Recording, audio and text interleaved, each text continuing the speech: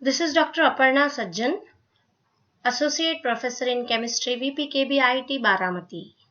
In this video lecture, we will discuss about the basics of conductometry, which is one of the important instrumental method of analysis.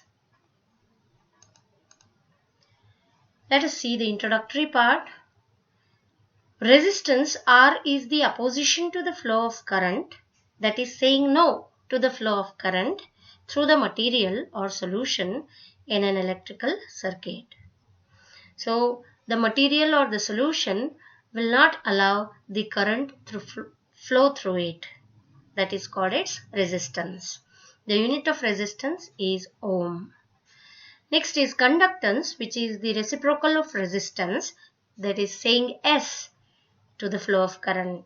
Means the material allows the current through flow. The ease with which the current flows through the material or the solution is called its conductance, denoted by C.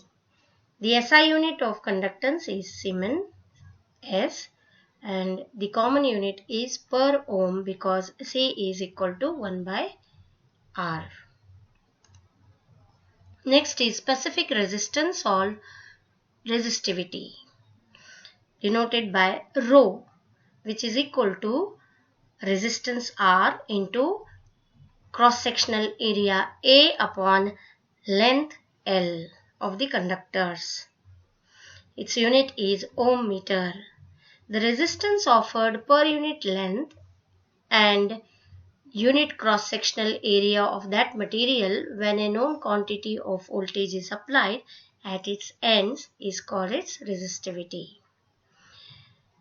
The specific conductance or conductivity, denoted by kappa K, is equal to reciprocal of the resistance, that is 1 by R into L by A.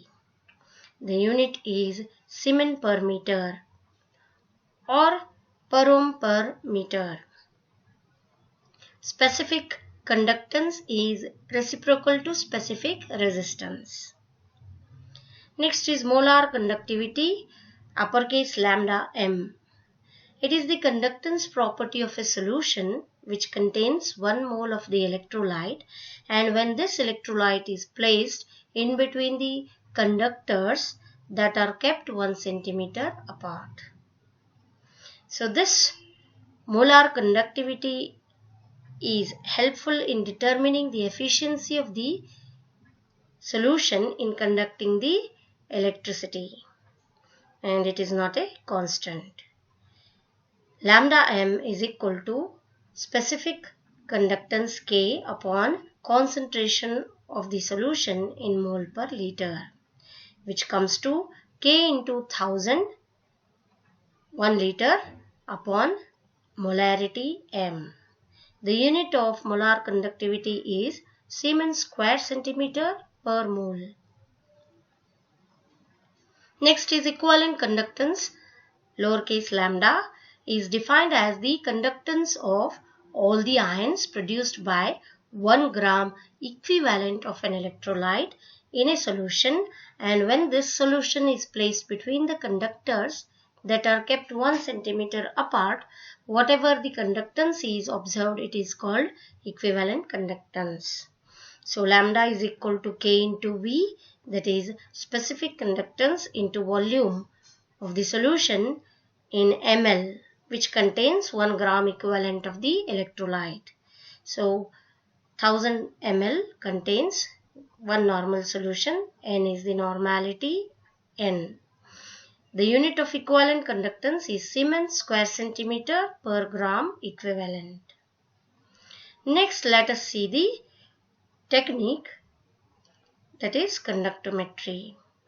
It is the technique in which conductance measurements are done to record or monitor the progress of the reaction and also to find the concentration of the analyte. 2 platinum electrodes are used in this technique. One acts as the reference and the other acts as the indicator. Next is conductivity cell. The conductivity cell in which 2 platinum electrodes are there is used for the conductance measurements. So the cell consists of two platinum plates coated with platinum black on the inner surface, and these are having the cross-sectional area A, and they are separated by the distance L, usually 1 centimeter apart. Each place is welded in to a platinum wire, and this platinum wire comes in contact with copper wire dipped in pure mercury in a narrow glass tube. These two tubes are enclosed in a hard glass cover, and the figure will be shown in the next slide. The relative positions of the electrodes are fixed by cementing or fixing the tubes to the ebonite cover, and the two copper wires that come out from the cell are connected to the instrument, that is conductivity meter, and the cell is dipped in the solution whose conductance is to be measured. So this is the conductivity cell diagram. These are the two platinum plates, two platinum electrodes, and the plates which are coated with platinum black on the inner surface. This is the platinum wire, and this is the mercury, where the platinum wire comes in contact with the copper wire. The wire moves along with this tube. These are the two glass tubes. And this is the hard glass cover that covers the two electrodes.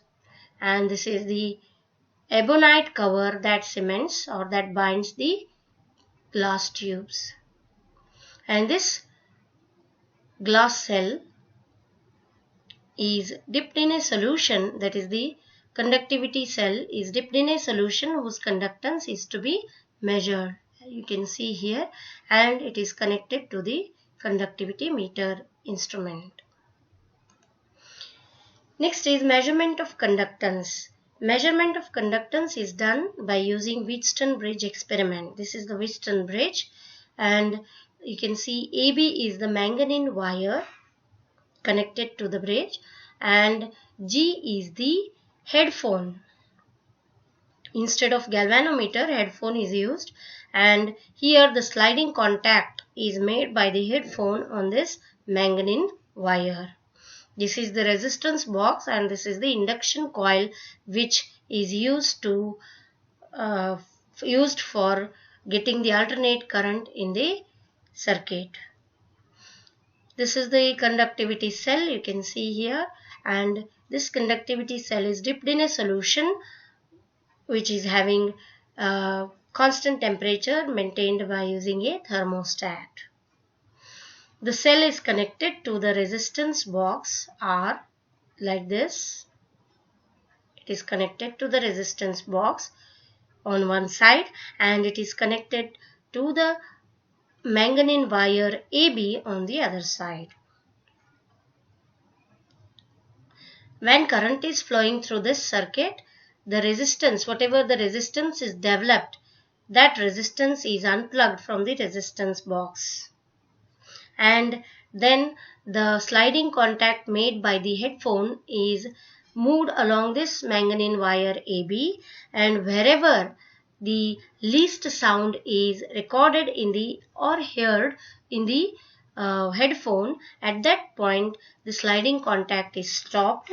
The movement of this sliding contact is stopped, and then the distance AH and BH are recorded. H is the point where least sound is recorded in the headphone. Then observed conductance of the solution is calculated by using resistance of the solution upon resistance R of the resistance box is equal to resistance of the BH, that is length BH, upon resistance of AH, that is length AH. Hence, resistance of the solution also, it is 1 by observed conductance of the solution is equal to distance BH upon distance AH into resistance of the resistance box. And lastly, we will discuss about the factors affecting electrolytic conduction. Nature of the electrolyte. Stronger the electrolyte, ionization will be more or complete. Therefore, the strong electrolytes will be more conducting compared to the weak electrolytes that ionize partially. Next is size of the ions. Smaller the ions, lesser is its weight, therefore it will move faster and therefore more will be its conductance. Larger the ions, more will be the weight, therefore they will migrate slowly and have smaller conductance. Next is concentration of the solution. Higher the concentration of the solution, lesser will be with its conductance, because concentrated solutions have lesser dissociation. Dilute solutions where complete dissociation takes place and therefore will have higher conductance. Nature of the solvent. If the solvent is highly polar, then the conductance of the solution will be more. For example, water. Aqueous solutions have more conductance. Next is temperature. As the temperature increases, the dissociation of ions also increases. Therefore, there will be increase in conductance. So, this is all about the factors affecting electrolytic conductions and all the basics of the conductance. In the next video lecture, we will discuss about the applications of conductometry to conductometric titrations. We will also discuss in upcoming videos the acid-base titrations, acid-base conductometric titrations and precipitation conductometric titrations.